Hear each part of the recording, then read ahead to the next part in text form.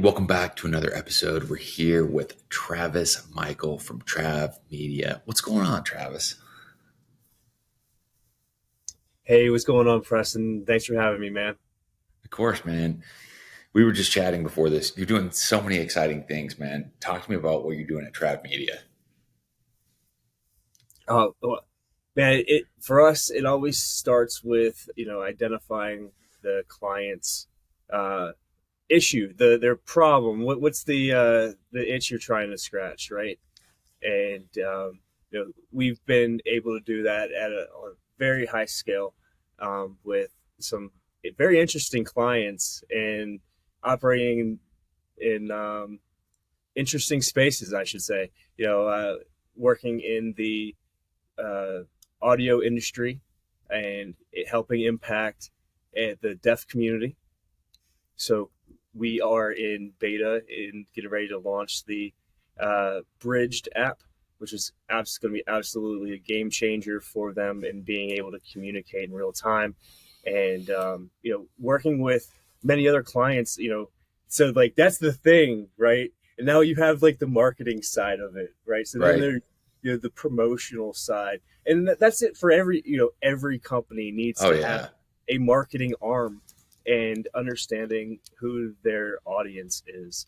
And we were talking earlier, and about you know some funnels, right? So like, what does your communication funnel look like, and how are you talking to people, and getting them into what you do. I just finished up a great book. It's called Good Leaders Ask Great Questions.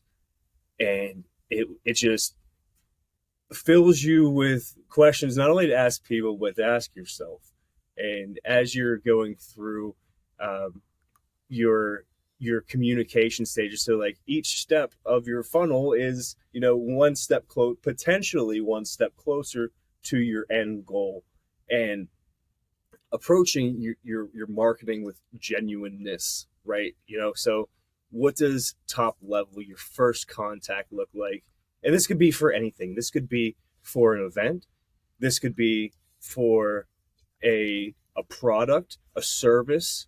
Sure. There's so many different levels that you can hit on it. And then what does the next step look like, right? Your first, it's always like a conversation, but I feel like when you break things down to very simplistic terms, um, I had the biggest issue with overcomplicating my message whenever I was starting out. Right, I was all over the place, and this thing, and this, you pull this lever, and this shoots out, and it goes here, and it'll do this, and people are like, I don't want um, the hammer. I actually just want this nail. I want the nail in the wall. Right, right.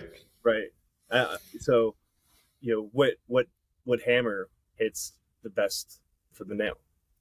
And so that's what I had. That's the gaps that I had, and because I felt like I wasn't. Um, I was I was the show whenever I needed to switch my viewpoint to they need to be the show. Which then whenever when you're thinking about creating your funneling messaging, right? You want to adapt it to each stage, right? You're another great book I just read. I'm gonna keep throwing book references at you because these are all Yeah, concepts no. I can learn that you could learn at a deeper level as I'm talking about how I applied them. But there's a great book called Bomber Mafia, That and sounds it's interesting. like World War II, like whatever they we had there were the airplane bombers, right? And so they'd be flying, and then the there's a whole psychology around how they would do it. And whenever they start off, they were kind of bombing everywhere. It didn't really matter. They wherever they went is wherever they went. And then this new idea of thinking was and strategy was to then being able to focus on certain points, and Sure, being sure. able to deliver and being more accurate, um, less overall lives being in jeopardy. Um, So it's, getting into the details of what it is. Yeah, and speaking of that, so I have also designed hats because I like wearing cool Nice. things, and it has a big octopus on it. I like that. That's cool, man. Says "Go Deep," Trav Media logo on it. But these are the concepts that I try to keep in front of me, right? Yeah. And the tricks that you too can kind of start. People say like vision boarding, right? And I take mine kind of one step. Like there are little things that I look at that will keep me back, that will get me back into whatever groove that I need to get back into, right? Oh, for sure. Yeah. So, but coming back to the funnels, um, all the way from your messaging to the functionality of what you're trying to capture, what kind of message you're trying to have. And with the e-commerce world, I actually just set up a e-commerce website for my client that deals in jet parts for private jets. It's an industry. Sounds lucrative. Yeah. It's kind of like your extended car warranty. So after your car goes out of warranty, then what? Then you get those calls endlessly to buy a car warranty. I remember whenever the Chinese spy balloon, and so many memes, right? And it said, they had like a zoom in, and it says, "We're trying to contact you about your car's warranty." But on the same token, like these things are needed, right? The people don't want to play around with trying to search down parts. Brakes. These things need to be, and it's a very niche area. So if you want to check out that website, you can go over to avgroup.net, avgroup.net, and check that out. Like browse through it. Like That's really interesting, because I would have never thought people would just buy airplane parts on a website like that, right? Like seems like you'd have like a company that you would work through and tell them what you need, but and I actually, so here's going to be the transition into AI. So I've been using AI to essentially guide me and even create WordPress plugins that so for the app for the deaf people, I literally created an API. My developers are absolutely stunned because they needed, so the API is essentially a connection between two different types of software. And this particular API allowed anyone who registered for the app, they were then created a profile on the website as well in tandem. Smart. Yeah. So, they're like baffled. And like my developer got me on call with another developer that specializes in these APIs. And I showed him, I said, okay, I just need to, your input. Like, is this what we're looking at? And he's like, yeah, that's what I would have built for you. Oh yeah, no, that's super smart. So that's a slick integration, man. I mean, it's like, any of these like website SEO calculators or audits or free tools, right? To get the information, you have to sign up. They collect your information because you're interested, right? And they try to sell you after, right? Or somebody's calling you, which is what marketers ruin everything, right? It's like anything that's cool and fun, like marketers get in there and then it's all messed up and it's all about leads and money and it's all convoluted. But it's funny. Yeah. It's like, people ask, like, just tell me what the thing is, right? Like, give me the speeds and feeds, give me the features and benefits of a product, right? And that's not what works. You're selling the actual benefit of the product. So you're exactly right. Like, you're not selling a nail, you're selling a home. You're selling, right? Whatever the benefit of it is. Yeah. Right. You're selling a safe airplane that will work and not break down with these parts, right? You're not just selling a little widget that, right? You're selling the accommodations. You're selling the experience, the journey. Like I feel like I tell people all the time, like as I'm going through their pricing. I live in a small town. So you have a small town. You've got, I, um, they have a heart, but they don't necessarily know how to price themselves in the market. And being competitive. What does competitive look like? And um, so something that I've struggled with at times, and I'm like, man, I bid this out, and it's just way too much. I'm like, I'm drowning. I'm trying to get this thing done, but so being able to understand, your time, your time management skills, and obviously for your clients, if you are an independent contractor or whatever you look like, or even if you're just a marketer working at another business, like provide the experience, tell the story. Case studies are king. Content, build content around these things. I work with my clients right now on 3 different spreadsheets. The one of them is funnels and their entire and their marketing scope, what they're trying to achieve, at from high to granular levels, from different aspects. We'll also work on their campaign. I have a campaign spreadsheet for them to build out, or template for them to build out, like what their messaging is. So, they're literally answering each thing, and then you can even like take that and pop that into Chat GPT. Boom, bop, bing. You pull the lever, and out comes a social media post with relative hashtags.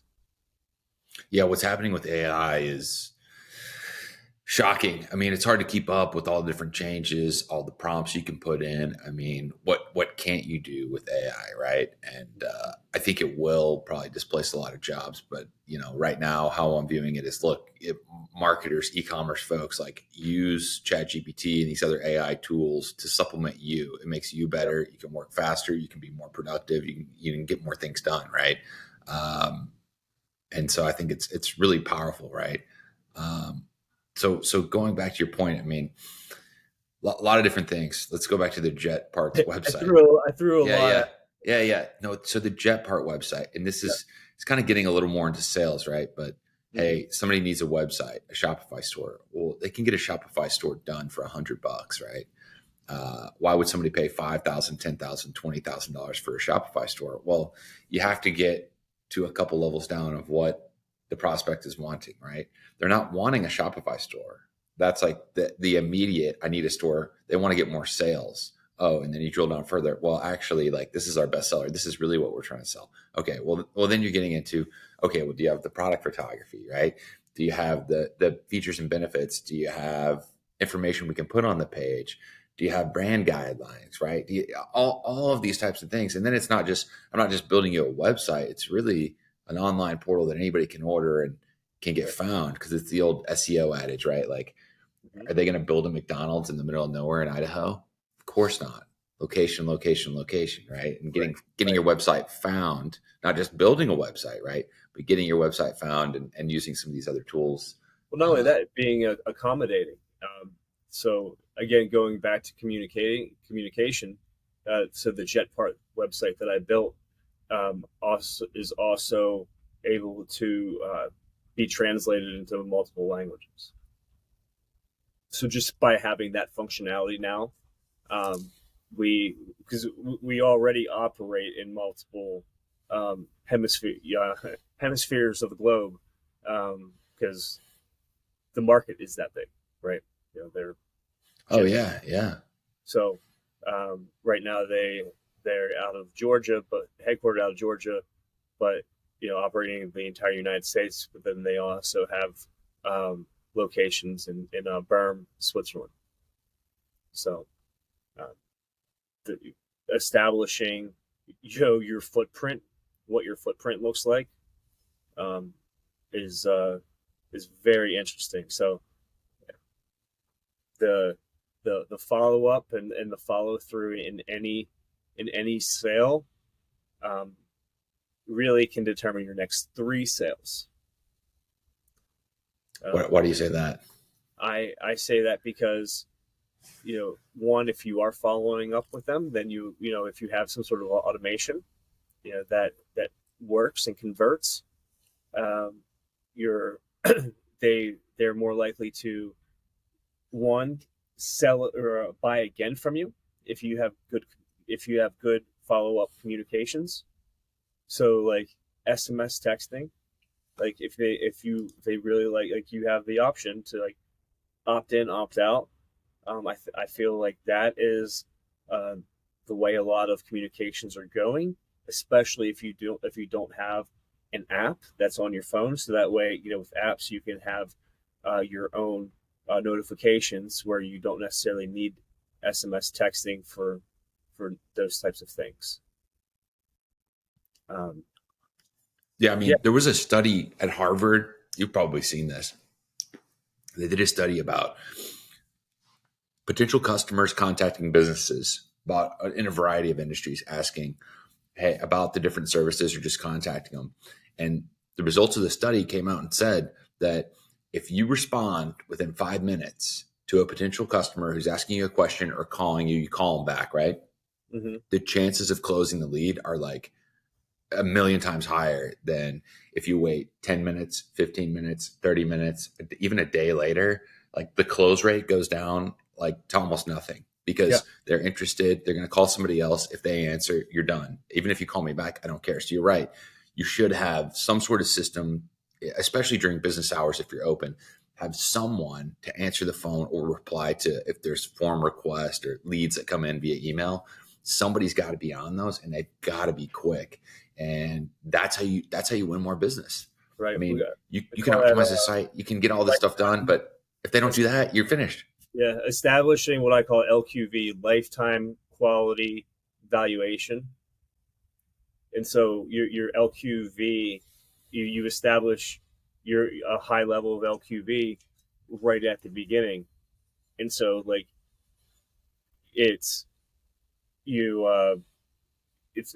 strengthening your brand, your message, your person, as a sales manager, or, sales associate, you are the face, you are presenting, they trust you because you hit that, you followed up right away. You were knowledgeable. If you didn't know, you found someone who did, and that communication was exemplified through your communication. So. Exactly. And so you can have the best marketing in the world. This is like a sales and marketing beef, right?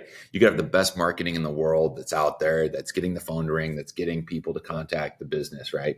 But if you don't have your admin or the sales group, the sales leaders, and the actual people who are picking up the phone and talking to customers trained on how to sell customers, depending on whatever it is you're selling, then that's always an issue, right? If people aren't trained on how to talk to prospects, how to sell them. I'm not talking about anything like spammy or sketchy. I'm just saying like it depends on your product, what it is you're selling. You may not even need something like that, where your marketing just kind of takes over. But I feel like in some things, it's kind of like the secondary, the follow through sales. It's not, the first one may, go gangbusters, but the next ones are, so you can you hit one and then that follow up and then that follow through, then you create that next 3, those next 3 sales, because it's easier to sell to a client than it is to acquire a new client. Yeah. Sell to your existing customers and right, and drive up the lifetime value. Right, they already love you. You've already established in that lifetime value, and it's and you just it's what I love is that I've got clients that turn to friends, right? And I very seldom have friends that turn into clients, but maybe that's what I'm working on. Yeah. Okay, so what are you doing? You were telling me earlier you're doing some stuff in like the podcast space. What are you doing there? What are you seeing working? What's happening? In the voice space, the podcast space, the video engineering. Um, so one of the hats that I wear as is a video producer, video director. Clients send me all over the United States to record, capture, live stream um, large scale events, conferences. I just got back from California. I've been to Vegas a handful of times to do shows out there. Um, Nashville, Miami, Texas. It's Is that a lucrative business? I mean, event production. Yeah, yeah, and especially that ball has shifted a few different times because of COVID. Oh, of course. The events shut down, but the the communication could not shut down.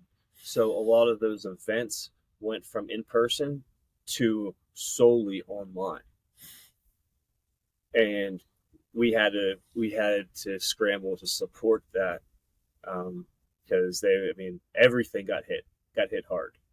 Um, even like we're usually staying at the same place in Vegas, and year over year, it's like the front of the building, who's across the street just keeps changing and looking different, or just closed altogether. Oh yeah, yeah.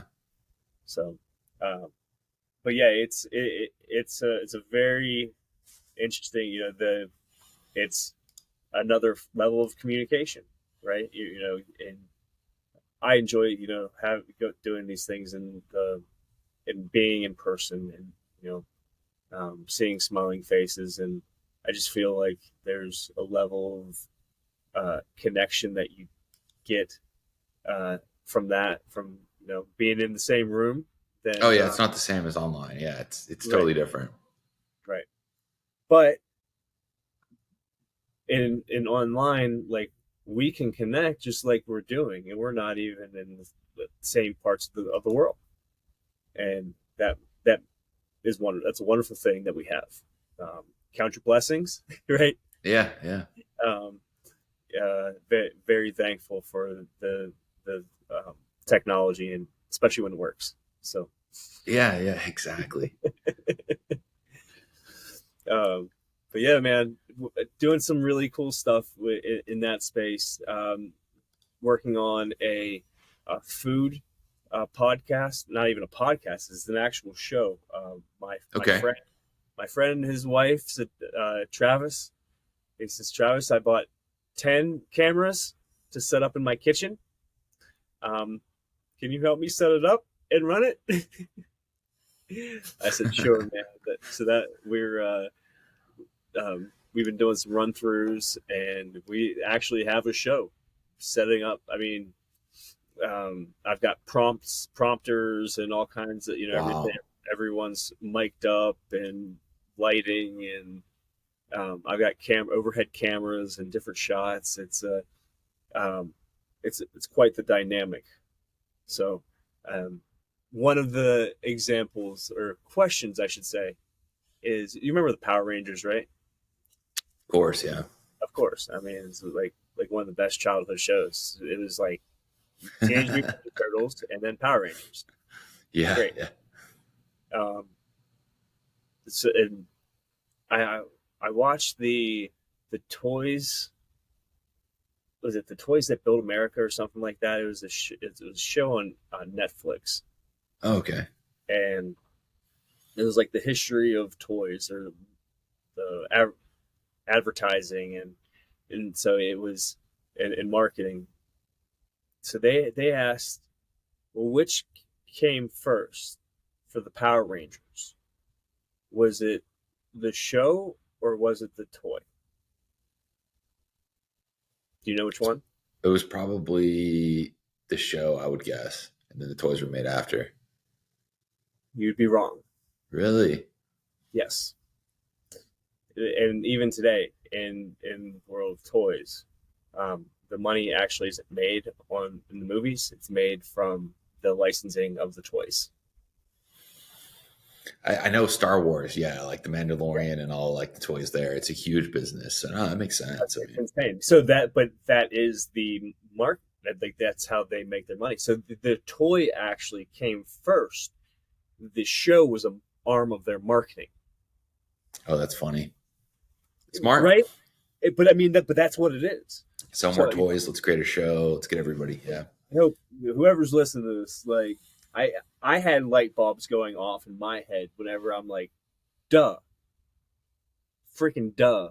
Like, your marketing needs to support your product, right? And like, what better way? It's pretty good, yeah. Show, for sure. So if you're on the edge and you're like, oh, I need to be doing a podcast. Dude, what are you waiting for? Chick, what are you waiting for? Get out there, do a podcast. Yeah, just don't make it about e-com. Leave a little bit for me. Yeah. Leave some for the rest of us, bro. Yeah. But yeah, just crazy excited about some of the ways that a lot of these different projects are unfolding, especially whenever we get into with the Bridged app. That is so exciting because we are actually getting into some machine learning and even some AI. Some AI. But we are, our goal is to improve the accuracy of the voice capturing mechanism inside of the app. So that way we can verify that everything that comes through the app is correct and in its interpretation. Now, I will say it does censor cuss words. Oh, that's funny. Oh, I mean, it really just baffles me to this day how Apple's Siri is so bad when there's all these other models and stuff online, even what you're doing. I mean, it's like, how is one of the biggest companies in the world, how do they have a product that's that shitty? I mean, right? Right. And I mean, like the technology's there. They got the best technology, the best people, like all the money in the world, right? For sure. And they can't figure it out. Can't figure it out. Come on, Apple. Right. No, I've got actually did an onboarding session for some new developers that we're bringing on, and one of them is focusing solely on AI. He's a graduate from University of Pitt, so just excited, like the entire dynamic, because I want someone that's young and hungry, and excited to be in new spaces, and I've got a wonderful team that is just crazy skilled, and I feel like we're just flexing at every turn because the development of these things are just coming. It almost feels too easy at times, but it's already technology that's there. We're just bringing it inward. So yeah, somebody was saying the other day, like, if your business isn't using AI, you're not going to be in business for much longer. Yeah.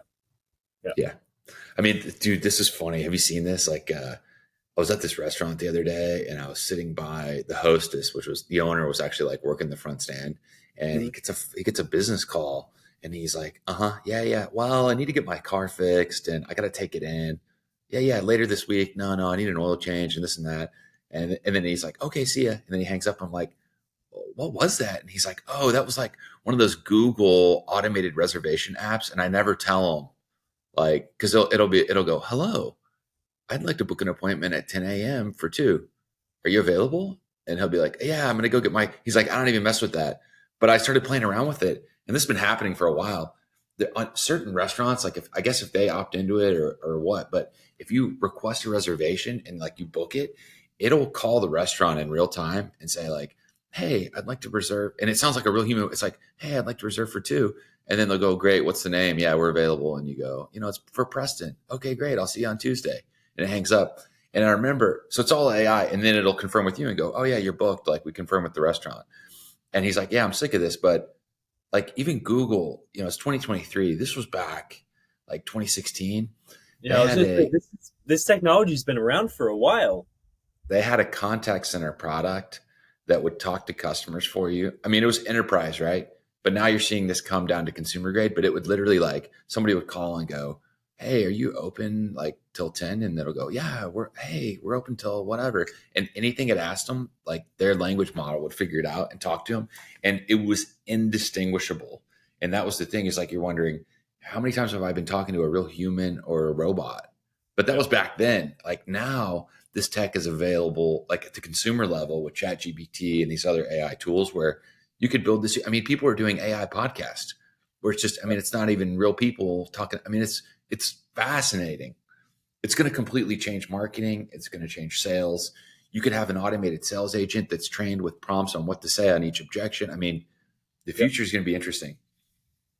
It really is. And I think you're going to find that it's evolving quicker than what you realize, because we're already using a lot of this stuff that is just out of this world. I mean, it's like the functionality of some of the, we talked about ChatGPT, but there's also one of my favorites. It's called predis.ai.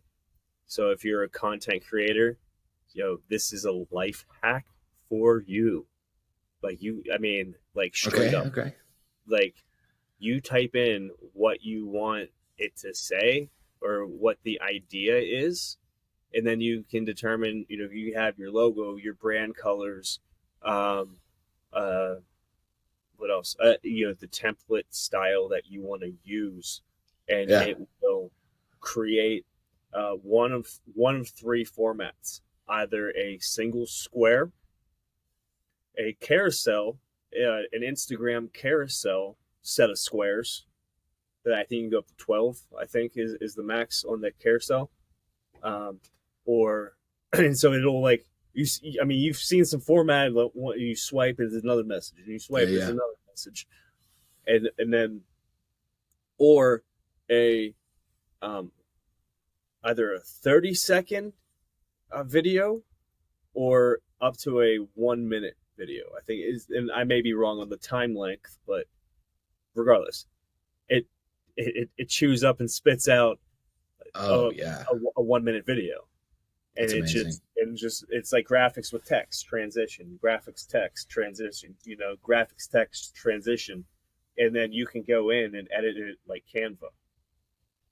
And then in addition to that, you don't even have to download it; it will just spit it out to Facebook, Instagram, TikTok. Friggin' machines are taking over, man. Pinterest.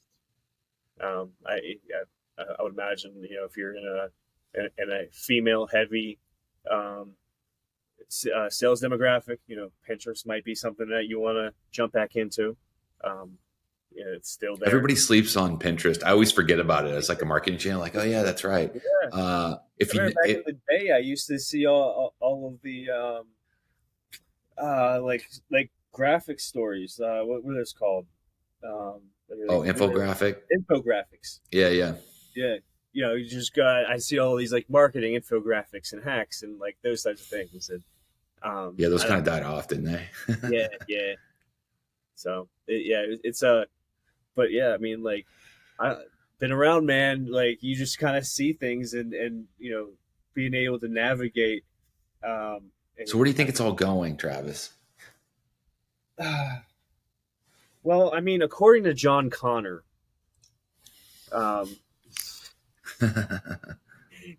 we just got to be wary of Skynet.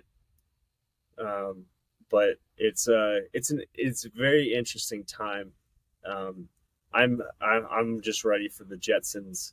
Let's give me a jetpack, and I'm out the door, bro. Like things I feel are just going to.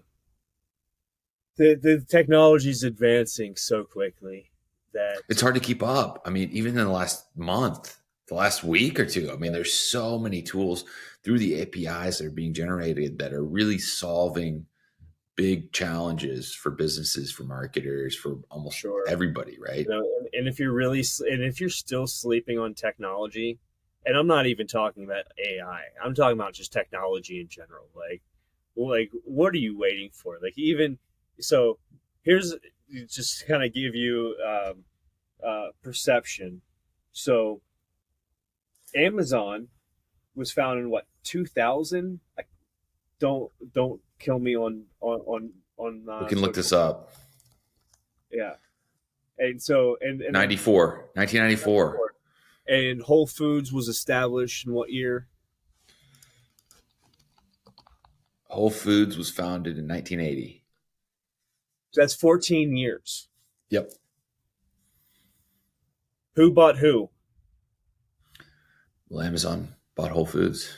Amazon bought Whole Foods because technology scales quicker than any other product.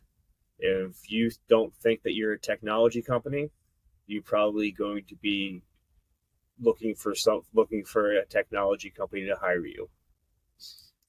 Yeah, every business is in the tech business. You have to be now. You have to have systems. Yeah, it doesn't matter. Even if you're a plumber, like, what is having you've got to have a website. You've got to have automated follow-up. You've got to have some sort of CRM.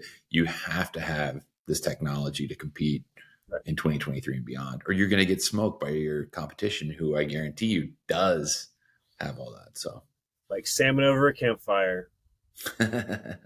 I mean, you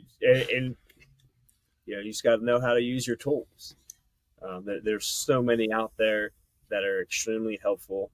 And if you can't find the tool that you want, well, guess what? You can ask ChatGPT to how you build one. It'll literally spit out the code. It literally has spit out the code for me. I mean, it's insane. I have created apps that, like a plugin that just did an entire database, find, search, and replace. It's crazy. Like, it's limitless, which is also scary. That you see the was it the godfather of AI resigned from Google? Yes, I saw that all over social media. He regrets his creation. Yeah, he regrets his creation. I'll say this: it's like it's a little too late. Cat's out of the bag, bro. Like, and if you weren't going to create it, someone else was. So, I know Elon's not too happy about the. I think he calls it mismanagement of ChatGPT. Turning it into something he, as an early investor, he was, he ended up getting conversationed out of ChatGPT. And not for nothing, he's kind of has his fingers in so many other things as well, right? So the man's busy.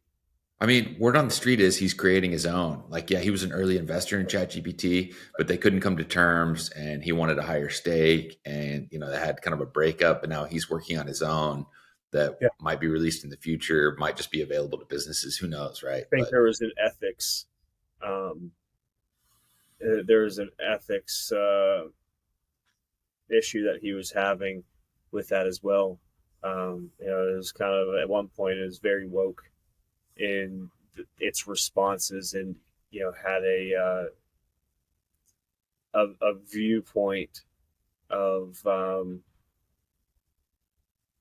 am I trying to say? It had a viewpoint of one political side rather than another. Instead, there's definitely ethical concerns of who programs the AI and how it responds, because if you talk to 10 different people, you might get 10 different answers. So how does it determine what is the right answer, right? But so crazy. It's crazy, man. Those are the gaps that we're creating. As we create new technologies, we're creating new problems as well. Yeah, but I mean, they've like literally ingested the whole freaking internet into ChatGPT, and so like there's people in the legal space who are trying to shut down ChatGPT because it's literally stolen their work.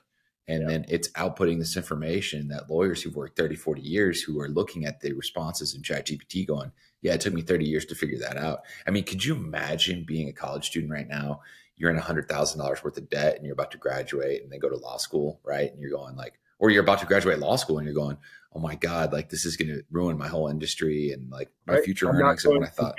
I'm not going to be a lawyer anymore. There's going to be no such thing as a lawyer. Oh, I heard there's lawyers already using ChatGPT and charging $500, $2,000 an hour, just spitting stuff out from ChatGPT, sending it to clients. I mean, it's just like, if you're not using this, you're crazy.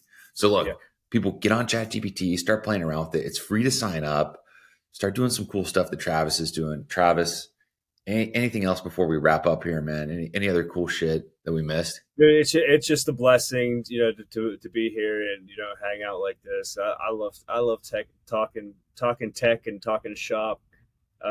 We could probably keep going for another hour or two, but So where do people go to find you? Yeah, so I'm on. You can go to trav.media. That's https://Trav TRAV.media. So check me out over there. I have a lot of my social media. TravisMichael.official on Instagram. It's a good place. That is official. It is official. And then also trav.media on Instagram as well. You can check out some of my featured projects. So yeah, man, I'm just things are on fire, and I'm just trying to, rising tides lift all ships. So lift sinking ships. So we gotta band together and support one another. So thanks again for having me, Preston. I appreciate you, man. Of course. Thanks, Travis. Yeah, brother.